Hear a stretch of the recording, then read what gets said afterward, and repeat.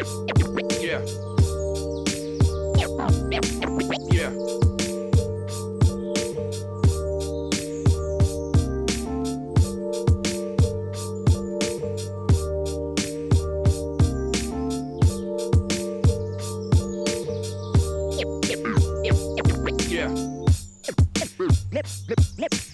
Memories. Memories. Yeah. Memories. Memories.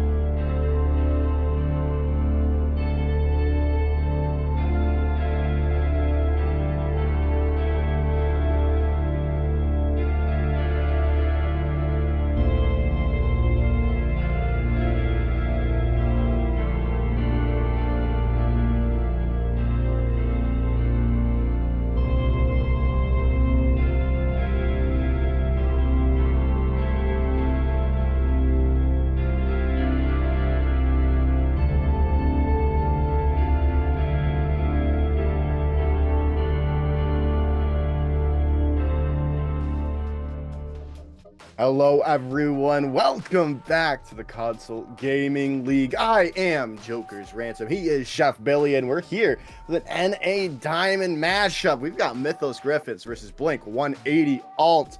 I'm super excited to see this. Brings us back more towards our roots here, Billy, more towards our elo. We're so normal casting all these top level teams. We're back kind of closer to our elo, but they're still better than us. So, yeah, I mean, just one tier for me. Just one tier for me. I competed in tier 2 back when we used the tier systems.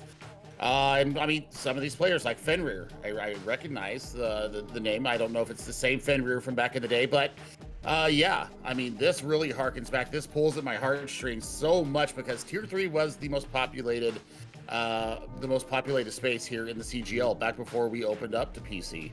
And this is where like the biggest rivalries, the biggest beefs. I mean, this is where all the Twitter drama happened, and it's where some of the best competition happened. I mean, there are moments. I mean, I'm just thinking about. We're thinking about Apollo, the run that they had, the Crazy 88's rise to dominance here as well. And then the Guardians drama. Yep. And and Hairball. Oh gosh, I saw Hairball in Contenders China chat once. And I mean, he's like, "Oh my God, that shit, Billy! I used to compete against you. Used to cast my games in CGL." Yep, that's me. So I mean, back to our roots. That's what this is all about. I just remembered multi-tier 7. It was Hairball versus Apollo. And they brought out the poster. Yes, that's what I was about to bring up. The poster of I believe Hairball was oh my goodness, what is the Mad Titan's name? Thanos. I think he was Thanos, and then everyone on Apollo were the Avengers, and there was just the Infinity War poster. That was, oh my goodness, that brings me back. Oh my goodness. Memories. Holy cow. It's been 3 years. 3. Yeah, that, oh my goodness. I feel old. I started... You feel old. I'm still only 24, but it just feels like a lifetime ago. It does. I mean, it's been so long. Competing in multi-tier 7 was the only time I competed. got kind of dumpstered in the grand finals and just kind of ruined everything when you're playing against GM and players that have grown throughout the season. Yeah, And, I remember it. Yep. It was always who had the most GM players or masters, because we had those tier limits. You couldn't get above 3,750. So it was always who could get to 3,750 and camp it and not go over, so you didn't have to leave the roster. And that was always sandbaggers. That was always who would usually win tier 2 or tier 3 if they had went up to 4,250. Well, I mean, trip down memory lane complete. We obviously aren't in that game anymore. We're back here in Overwatch 2. Rip the old days. That was the last year that I played as well. That I competed was MTT7. But we do have our first map out here between these two teams. We digress here, and it's going to be Antarctic Peninsula. So, interesting decision here coming out of Mythos Griffins. Decided to go to one of the lesser-known control maps. Yeah, I mean, we were talking about it earlier when we were casting the EU matchup, and you were saying that's a completely different beast. You can see many different compositions. That's what I feel like we're going to be seeing here with Diamond, because again, it is still in that grain of that you can play what you're good at. You don't necessarily have to play predominantly meta. If you're good at something and you're really good at it, you can just run over the competition. Well, we'll see how this goes down for Mythos Griffins. They were, a highly regarded team. A lot of the teams said that they did not want to face them coming through here. So, Ace was a really good interview, by the way, during the picking show. Really enjoyed talking with him. So, I'm looking forward to this. We still have Oblivion T6 from our earlier matchup there. We'll get that fixed in here in just a second. But Mythos Griffins will be in the blue. Ace coming out of the Ramatra. Yeah, not Oblivion T6. It is blink-180 alt in the red right now. And hey, both of these two teams here, Billy, loading the Ramatra is kind of interesting, kind of different. Definitely not what I was expecting at all. But hey, we'll see it. I'm here for it. I mean, I'm always here for a difference of the meta. I love it. You love it. We love seeing the meeting of these two teams here, and we're going to see which Ramatra reigns supreme here. It's your number 3 seed Mythos Griffins coming in here up against the blink-180 ult squad, and they've got in the beans on the Reaper. This is an interesting pick.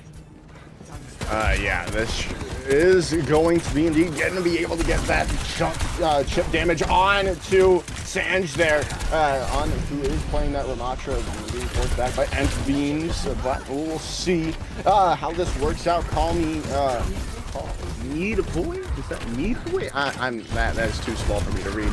I'll figure that out in a second. The Junkrat for blink-180, chunking in damage as the side of blink-180 coming into this, but hey, it's still even all around. And Beams takes down Fenrir, still trying to hold on to this as blink-180, but it seems like Mythos Griffins finally has the upper hand, as that's going to be the first one captured.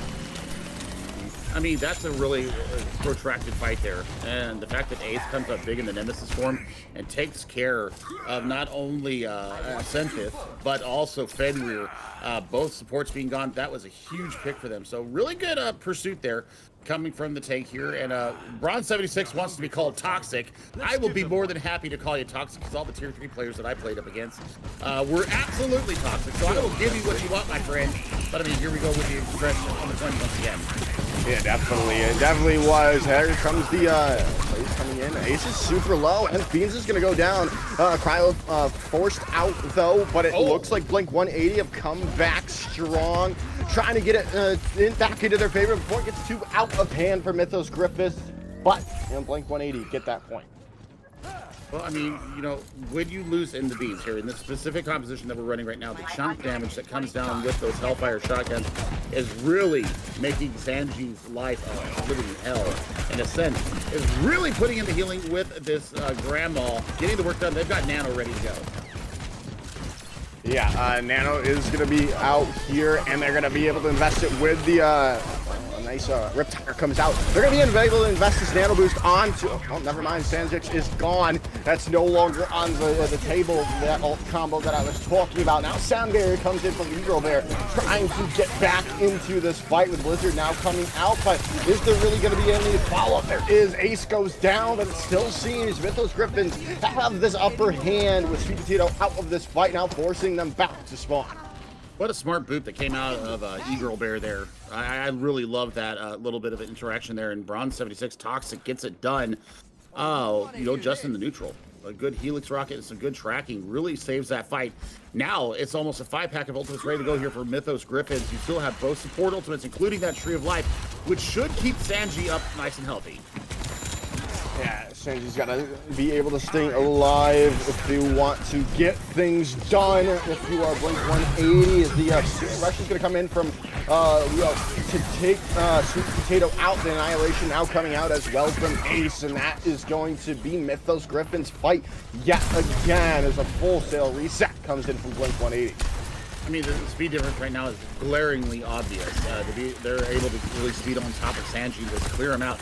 How he lived through that engagement, I'm not sure, other than some really tricky use of the sticks, but still has the Annihilation in their back pocket. Yeah, Annihilation and that Nano Boost is just such a massive amounts of damage that can be used, and there it comes. Yeah, Annihilation coming out, and a nice anti-nade comes in from Ascent. That can open things up perfectly for blink-180, and that is going to be the case as they come back at the 11th hour, taking the point back in the favor of Rat.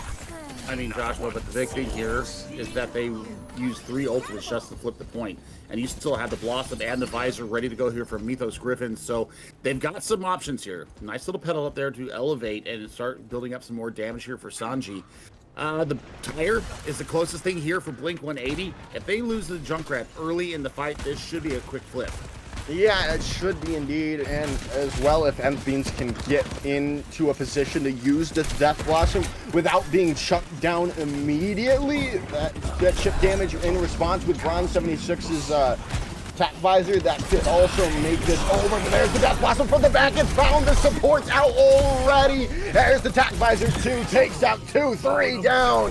And that's the team kill coming in. And that should be the first round of Antarctic Peninsula going to Mythos Griffins. That'll absolutely do it. And what a wonderful stagger there from Toxic on the Soldier 76. Waits until the animation is nearly done from that Death Blossom, and then comes around the backside with the Tac Visor and lays everybody out. Beautiful pre-fight planning there from Mythos Griffins. That's a great first round from them. A little bit of back and forth. I really do like Ascent on this Ana, really landing some huge Bionades. And also the sleeps. We saw one sleep onto a Reaper trying to go in with said Death Blossom, and they took care of it in a hurry. Well, now we're seeing some swaps being made from, well, both of the teams, really. Mythos Griffin bringing Nth Beans out onto... Okay, no, they're not going to be going on the... Are they going to be sticking on the Soldier... the Symmetra, or they're going to go over to the Echo there?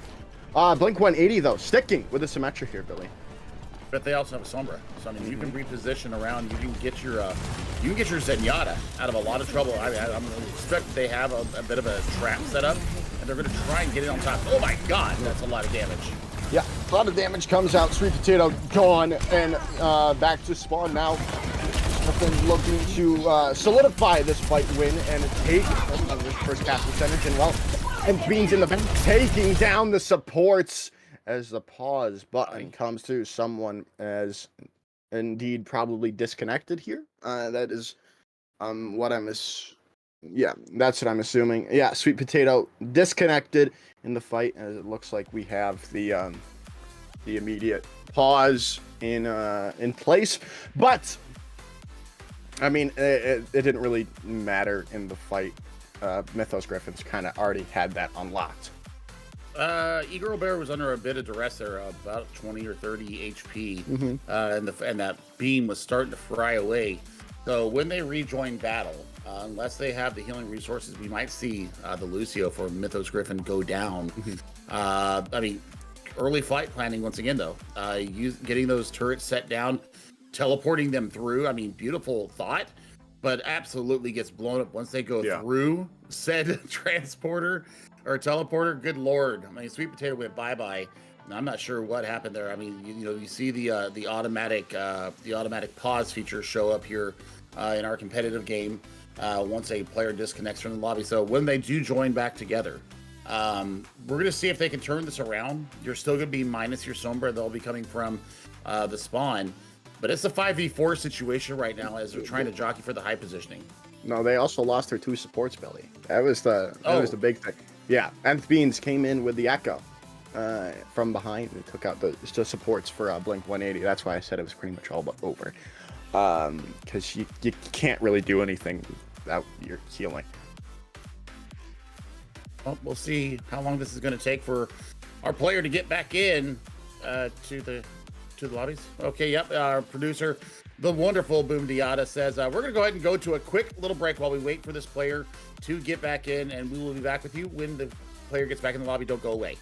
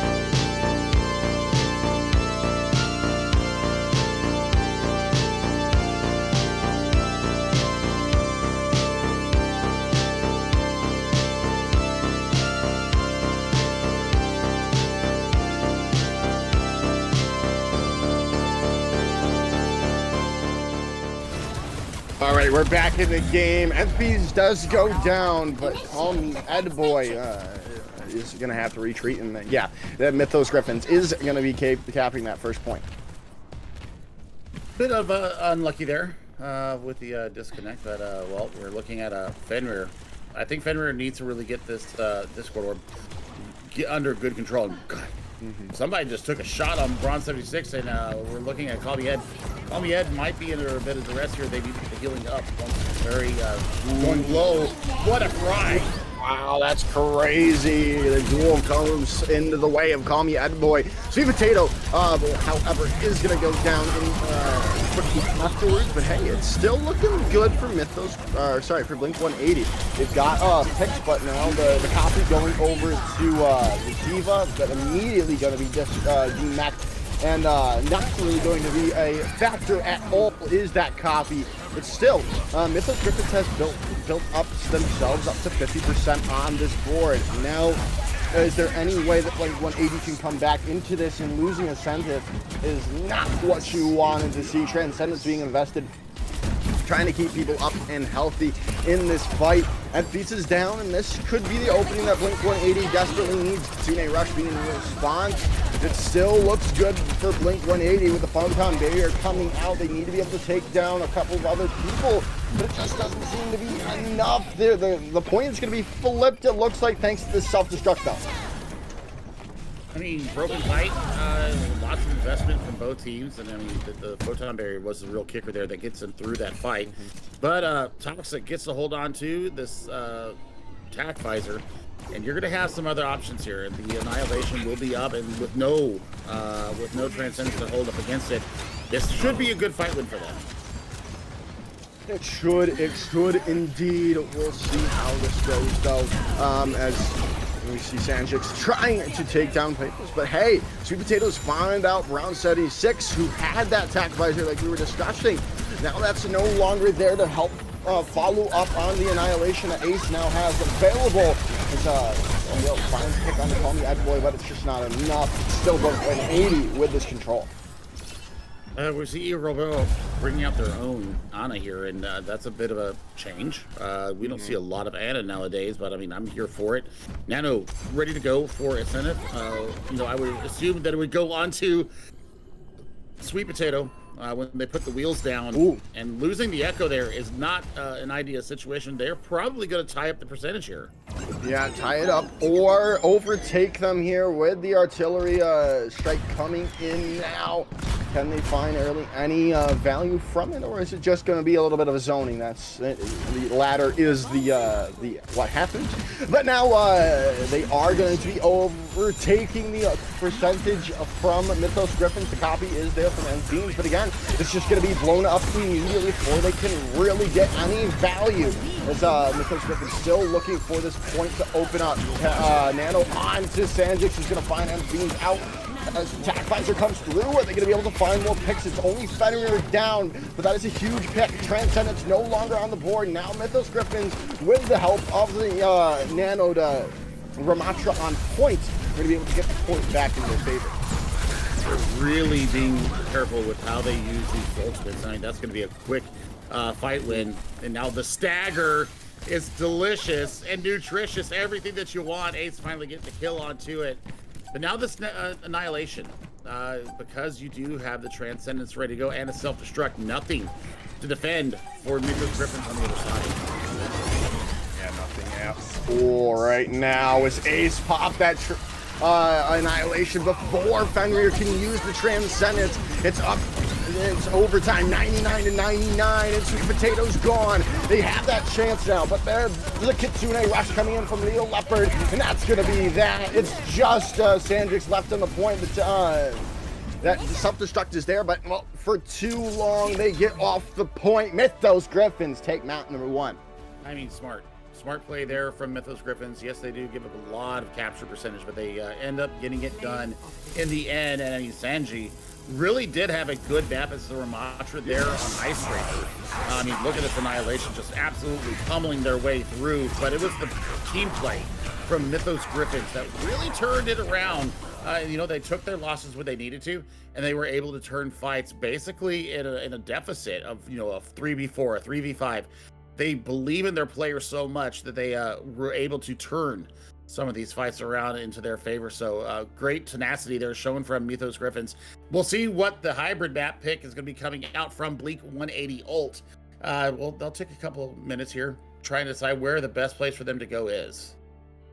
Yeah, obviously, if you're new to the playoffs here, we've got a set map pool for the postseason playoffs, and well, those choices are for Hybrid, Blizzard World, Hollywood, Nimbani, and Kings Row. And I think I've only seen, actually, no, we did see Hollywood once. So that's been the lone outlier of this this playoffs so far. It's been all Kings Row and one Hollywood.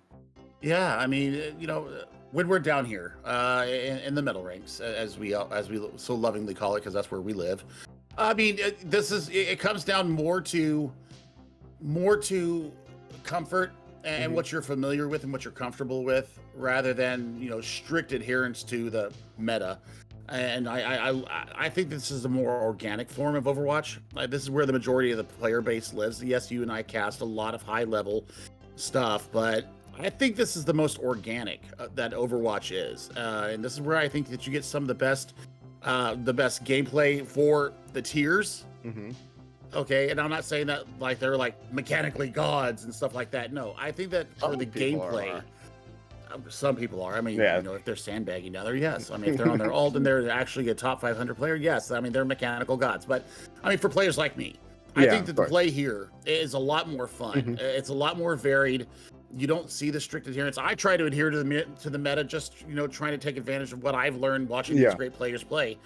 But it's also about comfort, and I think that's the biggest thing for me. Is it's so much fun to play down here, because everybody's trying to grind up to get better, and there's something to prove. And there's sometimes a chip on the shoulder here in Tier 3, and you see it time and time again. The lobbies are a lot of fun, and so I mean that's why when we competed in this area. It was so much fun. I mean, the community, it could be a little bit toxic sometimes. I was one of those people. I fully admit it. I was a toxic MFer. But because I'm super competitive. But I mean, I think the overall community was a lot stronger than the higher ranks was. Oh yeah, no, I definitely have to agree with you there. We were the ones that were making podcasts for our tiers. We were making tier lists, everything in between.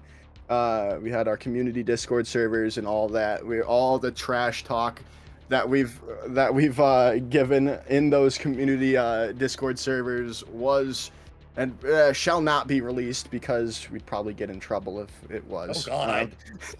Some of the stuff I put in there. Oh God. But yeah, I mean that's what this lower rank meant for us when it was tier 2, tier 3 is the biggest two. Yep. And now, I mean, unfortunately, people have grown. Well, fortunately and unfortunately, people have grown. They've grown away from console. They've gone over to the PC scene. They've gotten in such high places. And I mean, yeah, I mean, like there are so many people that I think of when I'm remembering tier 2, tier 3 players that are now, you know, Masters, GM, Open Division contenders players. That it is just crazy to think about. I mean, Doomed is one of the ones that I think of. Doomed was Astro? a tier, and funny Astro. Or I'm sorry, Astronex. Yeah.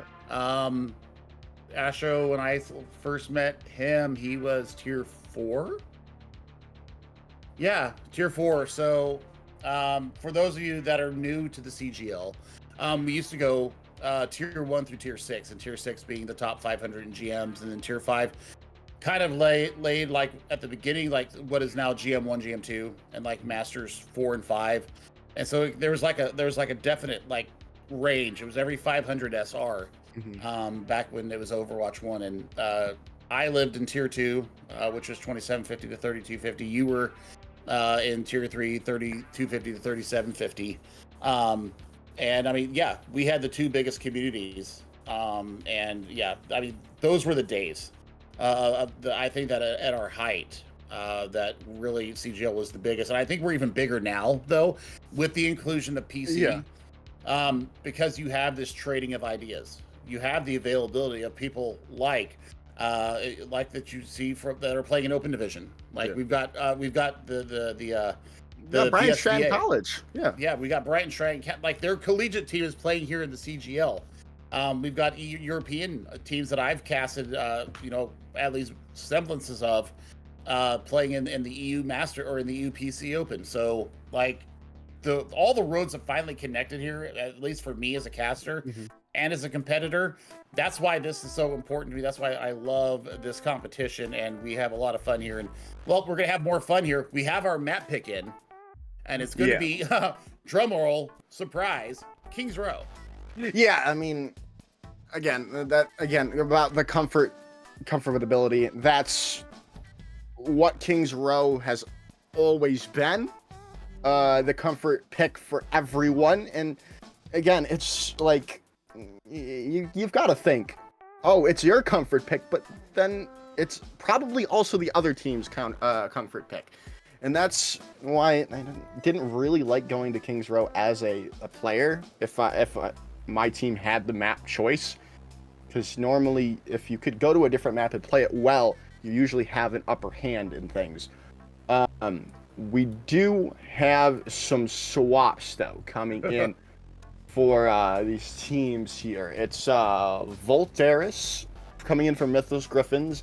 Coming in for Bronze 76, and it looks like that is the only sub for Mythos Griffins. And then we have some changes for blink-180. Fenrir's going over to DPS. Call Me Eddie, or Ed Boy, is coming out from the DPS line, and then into the support line, Slayer is coming in. And Sweet Potato. Sweet Potato is up there as well. So yeah, they were in their last map. Yeah. Sweet Potato's in there. They were playing the Bastion. They're on Labs. So, yeah. I mean, we'll see what happens here for them. Hopefully, this will be a little bit better for them. We'll see how they work around the problems that Mythos Griffins brought to them. Ace is an ace right now, really dominating that front line and making so much space for his team that it really seemed like easy mode at certain points. Well, yeah, that's what really couldn't set teams apart. I mean, obviously you have those DPS that are so good in these tiers still, but if you can have a tank player, and obviously when it was when it was 2 tank players, but if you could have that tank duo or tank player just take over a lobby, it was just kind of unfair. And that's what we're seeing right now from Ace. Obviously not to that degree just yet, but they're getting towards that, especially if they can help Mythos Griffins take this defensive hold to start it off. Oh, we'll see what the team compositions are going to be. It all comes down to compositions here. 9 times out of 10 here in the rework of Overwatch.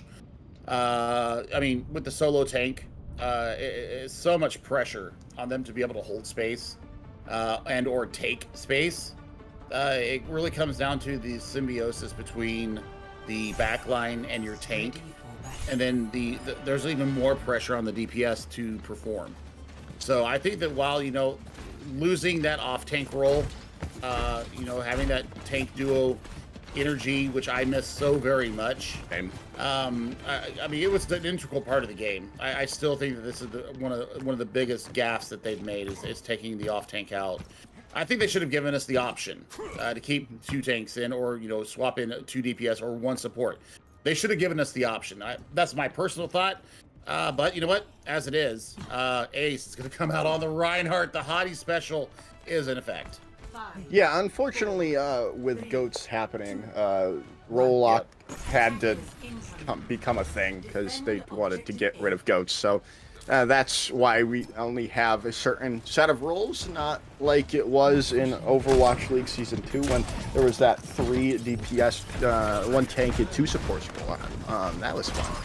Shanghai Dragons. That was a fun team indeed. But we're not talking about that. We're talking about blink-180, who's on with Fenrir, who's gone over that DPS role, and well, Volteris is going to come in strong with the Cassidy taking Ascendant out already, and Hinder up them though, and MP still taking Fenrir out. It's still Mythos Griffins holding strong.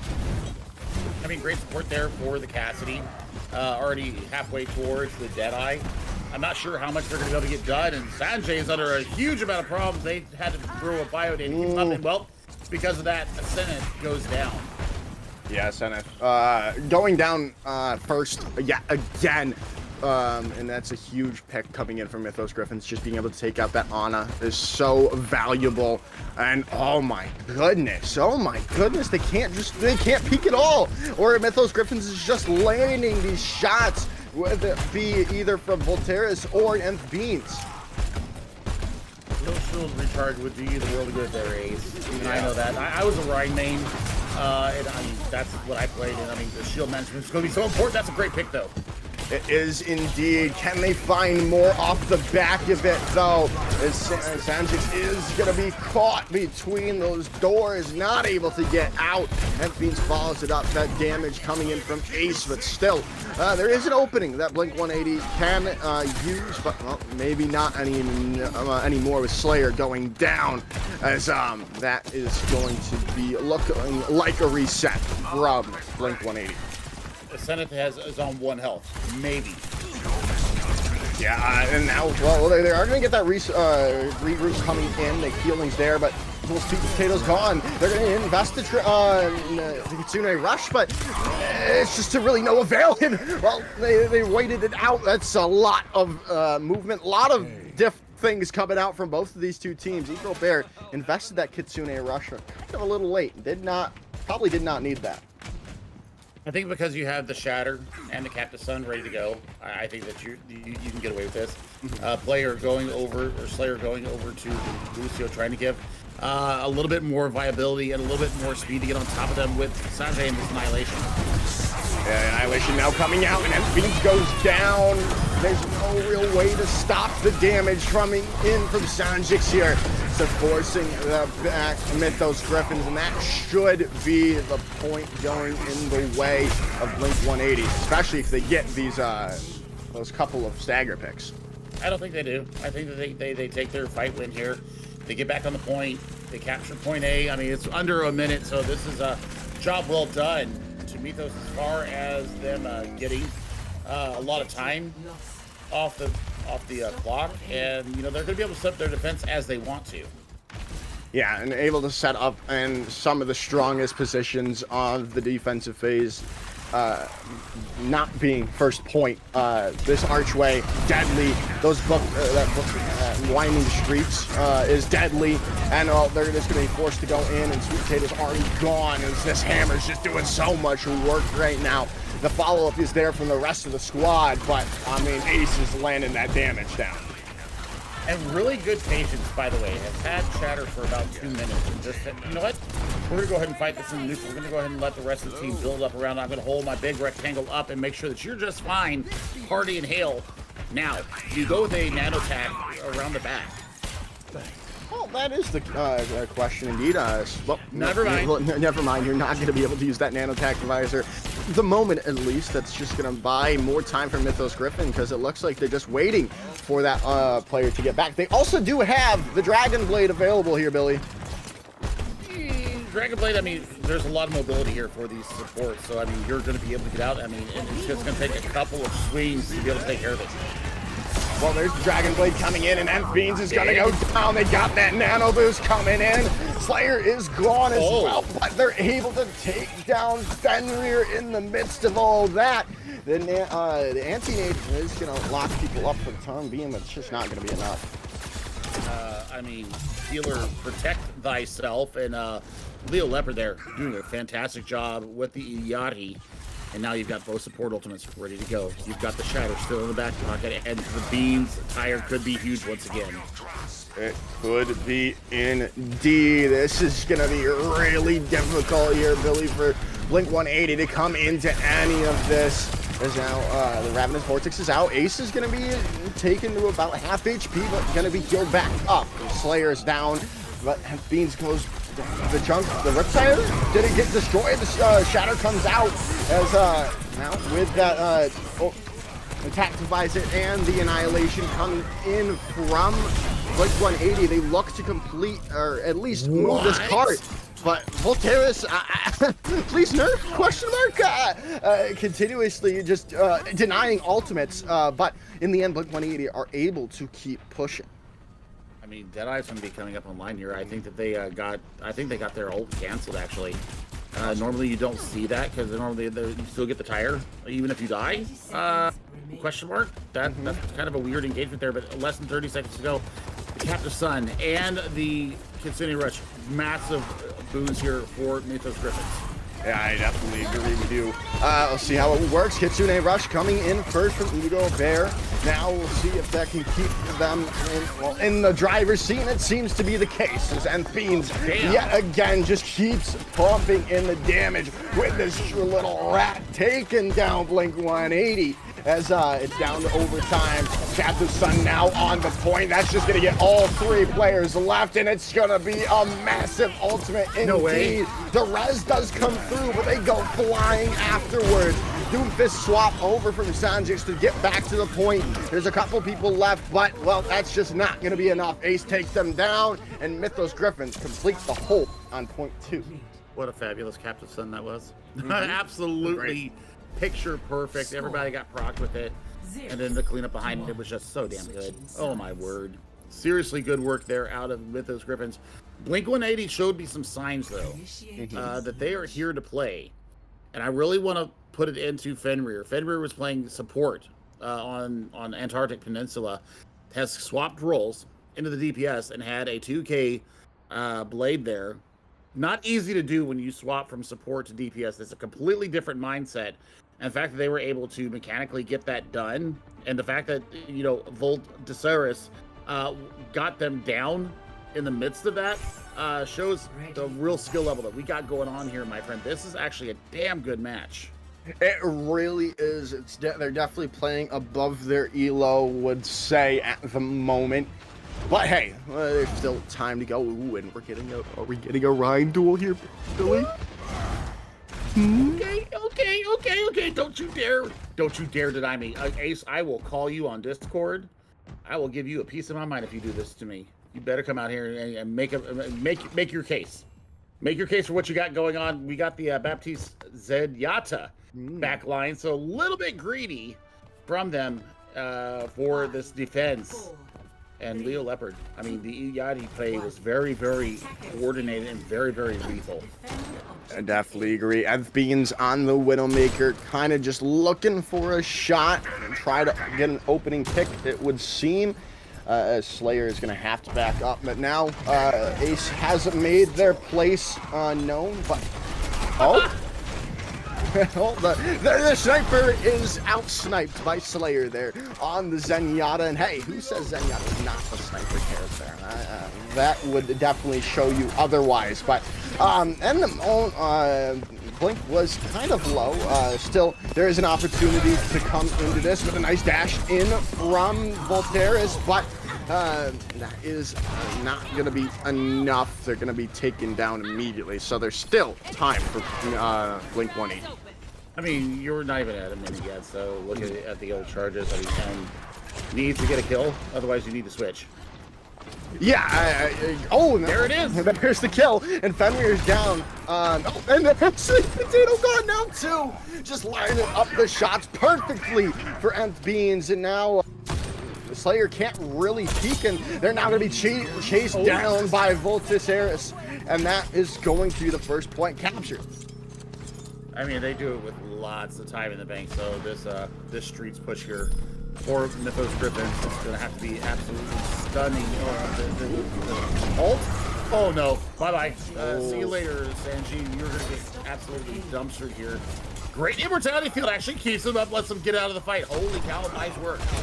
Yeah, Sanji staying alive is massive. That could have been almost it. If Sanji goes down there, they're not going to have that Reinhardt presence to, well, stop the rest of Mythos Griffins and Sweet Potatoes a sliver of HP, perhaps even one. Gonna be able to get that healing back, though. Still, with Kitsune Rush, Amp Matrix in response, though, we'll see who comes out on top. And Beans takes down Sweet Potato, but there's still this opening. This trade is there. Can who comes in clutch is the real question. With the sights up, and there it is. And Fenrir goes down. Captive Sun being invested by Leo Leopard as well, but Transcendence in response, so it's still being traded. None of these two teams have been really able to solidify their hold of this point in either favor. But Ace has this shatter, Sanjix as well. Who's gonna come out on top with the shatter? Let the mind games commence. I'm so happy right now. My heart is full. And to swap over to the Brigitte for Eagle Bear, this is actually a great brawl option for them to be able to take it. I mean, and Beans has, you know, back and forth with the accuracy here. Yeah, there's a shadow. Good block. Good block coming in. The charge comes out. Bolt in the back line comes through with the Dragon Blade finding two players. The supports are gone, and that's going to be the opening desperately looking that Mythos Griffins was looking for. I mean, great ult combo right there coming from them. The Shatter and the Blade. It's a two-pronged attack, and now it's going to be about whether they can get back or not. Slayer Ref is going to have to take a touch, and I don't know if they can do it. Maybe Sweet Potato gets in there. Yeah, they're going to be able to get there with the Lucio, but I think they had it if they had kept Freeman on cart that entire time. But, well, it's not going to really matter in the end. That's going to be the map. Mythos Griffins takes it in a 2-1 fashion. I mean, it was close until it wasn't. I mean, just a great ultimate usage here. Great neutral fights. These 1v1s here. I mean, this was absolutely disgusting from Volteris. And you hear the blade going on. You get the one with the Deadeye. And then, yeah. I mean, look at that. Just nice tracking. Clears it out. And yeah. It was there. Gets them through it. Great fight planning from them. Great little rotation. And they get it done. Yeah, great stuff indeed. Coming in from Mythos Griffins, up 2-0 in this series. Can they close it out on Flashpoint? We'll see right after this break. Do not go anywhere. You're not going to want to miss it.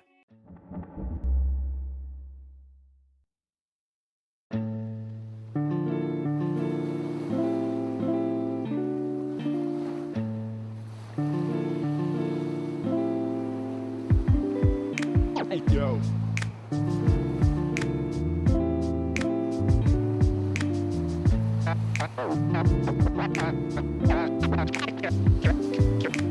Cash and the ticket is yours.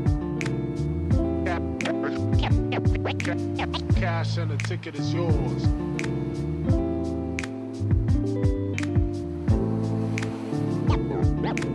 Yo.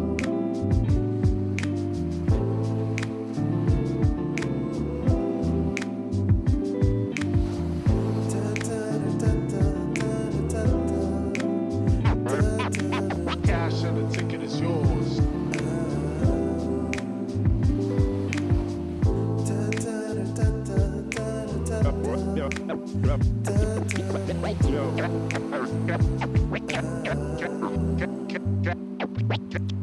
Cash and the ticket is yours.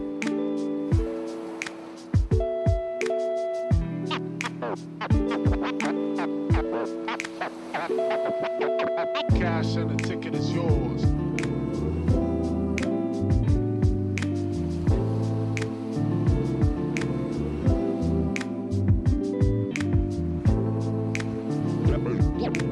Yo.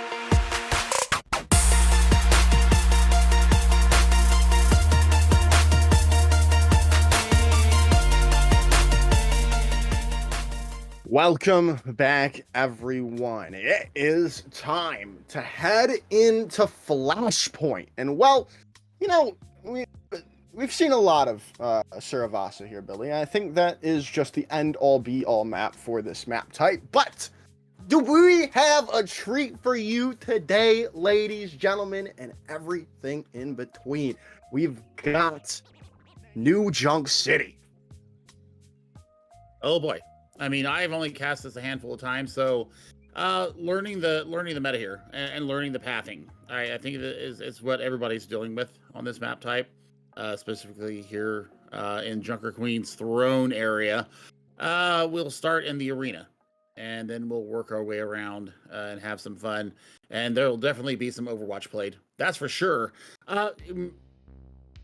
Composition-wise, I think the Orisa plays the best here. Honestly, between Orisa and Junker Queen, I think those are the two that should stand out the most. However, we are where we are. You might see a Ramatra, you might see a Reinhardt even, but I think that you have to have either a Symmetra or a Lucio in your composition to have a real winner shot at taking this map. I definitely agree with you there. I would love to see Zarya. That's my girl, but probably not going to happen. I might just play Overwatch after this just to play some Orisa, or not Orisa, some Zarya. To be completely honest, but we'll see how this happens. We'll see what's coming out. Again, I know it's been a little bit since Flashpoint is out, but let's discuss it for the people if this is your first time seeing it. I mean, it is kind of similar to Control. You take this first point. It's always the first point arena, and then, well, it's a random assortment of points that you can go to afterwards. It's a 1-to-3 format. Whoever comes out on top with those 3 maps wins. Well, we're going to see what happens here. Yeah, we're going to see what happens here. I'm going to pass it off to you real quick. Yeah, we shall see. And, well, Billy was talking about it. We've got Junker Queen coming in from both of these two teams. As, and then, wow, this is pretty much, if I'm not mistaken, a Full Sail mirror matchup. Yeah, no, okay, so there's one key difference between these two teams is obviously Leo Leopard and Asenith are on 2 different heroes, with the Kiriko for Mythos Griffins and then Moira for blink-180. Again, a lot more healing, a lot coming in from Asenith, but you've got to be close to your team, keeping it together. And, well, look at that already. Bronze 76 coming back into this game, taking Fenrir out already. This is going to be huge. They're just going to be on the full back foot now, is blink-180 having to go back out and reset, as it should be fine here, as now with this next fight coming underway. Mythos Griffins is going to be looking to keep this hold going in their favor. Now, can they do that is the real question. And they've got this advantage. They've got the positional advantage. I still really like this Kiriko from them, and especially if they can take out someone very early on, not only allowing a Asenith to get up to that coalescence, but they're very close here, Billy, as okay, so just a nice play coming in, and again, Sandix goes down. They do trade it back, though. That is a huge pick, but a nice little shot coming in, consecutive headshots coming in for Bronze 76. Blink-180, though, forcing point presence on the for the moment, but they do go down. And it looks like Mythos Griffins have a stranglehold on this first point. They really do. I mean, I think Asenith might be able to recontest here with this coalescence coming in, but you've got the E-Girl Bear sound barrier just about online. Ace has gotten really aggressive here in their own map, but what a Jagged Blade coming in. Yeah, Jagged Blade landing on to Sanjix and doesn't allow them to touch, though. That was quite close. there. Almost perfect from Mythos Griffins. As Sanders is still looking for these follow-up picks, but they're going to go down quite late in the midst of it all. And call me Ed Boy as well. It's not looking good to start it off, as Mythos Griffins is going to pretty much have a free track to this next point. I mean, look at the economy as well. I mean, almost 5 ultimates ready to go for Mythos Griffins. On the other side, I mean, we're looking at Fenrir getting a lot of work done with the Hellfire shotguns, just the finishing power isn't there. And we're seeing this happen because of the early picks coming in from Mythos Griffins. So, I mean, Tech Visor could open this wide up. Sanjix is already so low. This is not, they are going to be able to be topped up. Zenith has this coalescence available to invest early on. There's the Kitsune Rush coming in, though, with that Tack Visor. And, well, that's just going to do all the work that Mythos Griffins need. Ron 76 coming in with the 4-piece, as that is going to be the team kill. Don't you know that you're toxic? Since Braun 76 wants to be called toxic, I thought I'd give you a little Britney Spears there from the early 2000s. Yeah, I love what you do, but you know that you're toxic. I love it. And now Ed Boy going over to the Hanzo, so looking for 1-pick potential here. Also a little bit of vision as well to set up this muffin. But yeah, you've definitely got to do something here with your blink-180. You're getting into being very bad in their favor. As that Fiends comes in with a 10K Blossom of their own. As there's another pick coming in. Can they find a 4th pick is the real question, and they do! There's the ace, Billy! There's the first ace of the playoffs we've seen, and Nth Beans is the one to claim it. I mean, absolutely deserved as well. That Swift, that Shadow Step, gets them out of the range of the Hellfire Death Blossom coming from the other side. Fenrir actually leapt in, Shadow stepped in and had the beat on them, but they had their cooldown ready to go. So as we go through here, we take a look at where we're heading to next. I think that we are going to the refinery, if I remember my map right. Yes, this is the refinery. Is it green? I'm confused. Ducks. Or is it ducks? It's Yeah, ducks. Okay, I got it wrong. Dang it. Yeah. Sue me. Refinery's green, Billy. Come on, that's what you can always remember. But right now, it is Mythos Griffins coming back out on top. Yet again, they did. Sounder is coming in from blink-180. Now, hell, maybe not. Fenrir is Von and Beans with the Annihilation coming in from Sanjix as well. This is an opportunity that blink-180 desperately needs. They're so close to going down in the series. No. As the it's a huge rampage. Yeah, you saw it, and then everyone else saw it. That is gonna be nasty. Mythos Griffins comes in at almost it's almost. Oh wow, yeah, okay, yeah. Just think about, but yeah, that was almost in the favor of Blink-180. Okay, almost, but then it wasn't. Then it was a clutch. Horseshoes and hand grenades. Yeah, I mean, then it was a massive rampage that absolutely destroys you, and then the predictive helix that came out from Toxic there gets it done.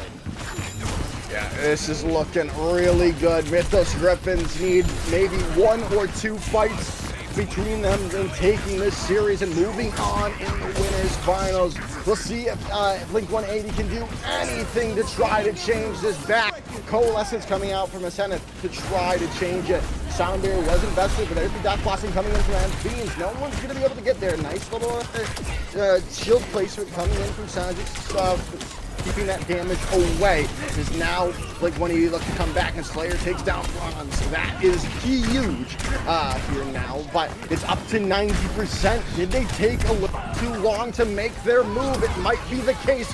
Fenrir's gone, the Kitsune rushes on the board, and Sanjix is back in spawn. This is all over here, Billy, as the overtime bar ticks away. Mythos Griffins takes the map and the series in a 3-0 fashion.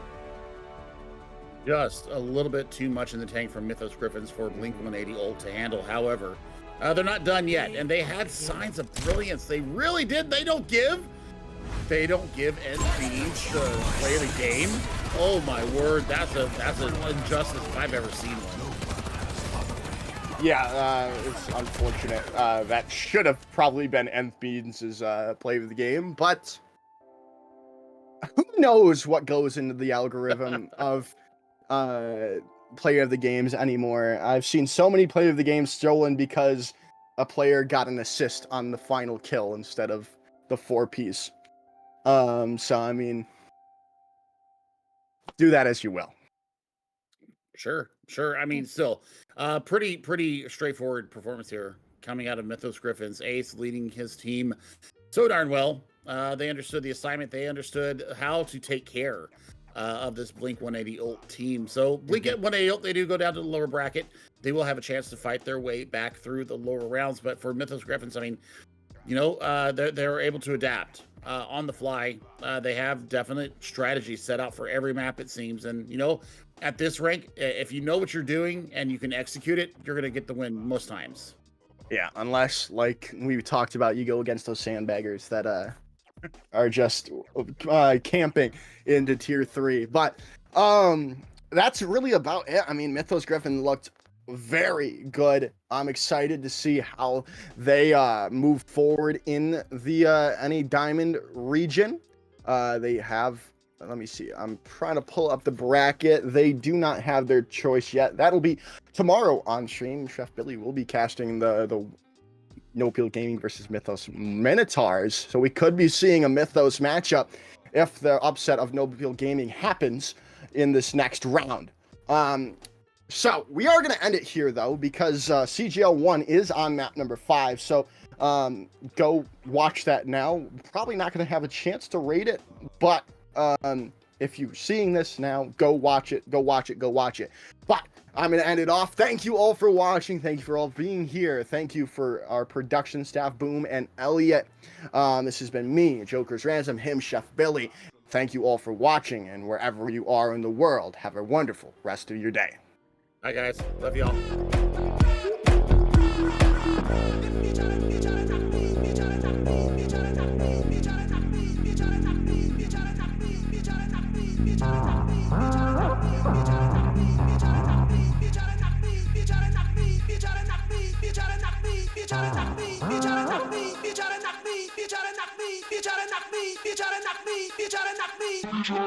Be